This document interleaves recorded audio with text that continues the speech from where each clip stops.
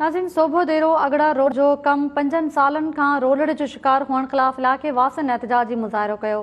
संदन चवण आहे त 62 ठेकेदार पत्थर विछाए गुम थी वियो आहे। लगातार एहतजाज करण बावजूद को भी तदारुक नथो कयो वञे। तफ़सील ॿुधायो आहे अब्दुल जब्बार चांग।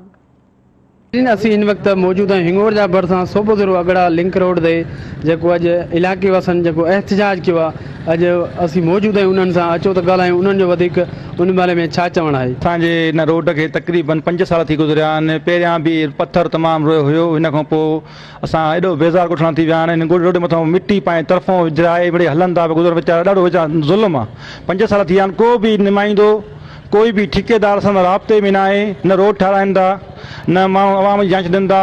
रोड जेको कम रोलड़ जो शिकार लॻो पियो आहे। असां मुख़्तलिफ़ वक़्तनि ते एहतजाज मुज़ाहिरा कंदा रहूं था, पर को बि नोटिस वठण वारो इदारो आहे। सिंध गवर्नमेंट त सुती पई आहे, उहो को आहे ई कोन, न वफ़ाक़ी गवर्नमेंट न को बि को एक्शन वठण वारो। असां आर्मी चीफ खां, चीफ जस्टिस खां, सदर पाकिस्तान खां, वज़ीर आज़म खां सभिनि खां अपील था कयूं, ख़ुदा रा असांजे हिन तरवासियुनि खे जेके इलाइक़ो आहे हिन में जेको मेन रोड आहे जेको लारकाणो कंडियारो खे मिलाए थो, हिन में मेन रोड खे हिन खे ख़ुदा जे वास्ते असांखे ठहिराए मुकमल करे ॾियो। असां ते महिरबानी कयो।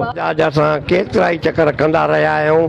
तकरीबन 5 सालनि खां जेको आहे असां हिन रोड जे लाइ एहतजाज कंदा आहियूं। मुंहिंजूं गाॾियूं जी वेगिनियूं का शइ न बची आहे, सवारी सफ़ा बंदि लॻी पई आहे। माण्हू वीचारा दरपदर थिया आहिनि। जॾहिं गाॾी अचे व्हील पंचर सतोठू था, का शइ न थी आहे, भॼी भई थकिजी पिया आहियूं। सोबोदरो अगड़ा रोड आहे जेको ही लिंक रोड न आहे, मेन रोड आहे। हितां डेली हज़ारे गाॾियूं अचनि वञनि थियूं खानवाण खां लाड़काणे ताईं। असां जो ही रोड गुज़रियल 5 सालनि खां रोलड़ जो शिकार आहे ऐं हिन जूं खोड़ सारियूं बजटियूं खाॼी आहिनि। ही रोड मुकमल न थी सघियो आहे। MP MLA हिन वक़्त ताईं असां वटि लड़ी न आयो आहे। रोड जी ज़बून हाली जो शिकार आहे। 10 मिनट जो रोड आहे त कलाक लॻी वेंदो। बाबा ये महिरबानी कयो वफ़ाक़ सिंध हुकूमत खां साईं मुराद अली शाह खां अपील आहे त ये रोड तकड़ में ठाहे आवाम खे सहूलियत फराहम कनि। मरीज़ खणी था वञूं रस्ते ते, उहे फोत थी था वञनि। हिन रोड खे 5 साल गुज़री विया आहिनि, को तदारक कोन्हे। असांजा टायर टूप गाॾियुनि जा तबाह थी विया आहिनि। असां ख़ुदा वास्ते असां हुकूमत खे अर्ज़ु आहे त असांजो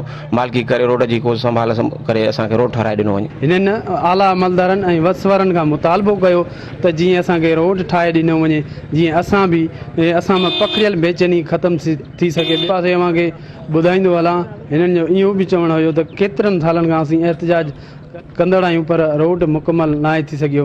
कैमरामैन अब्दुल सत्तार चांग सां गॾु अब्दुल जब्बार चांग।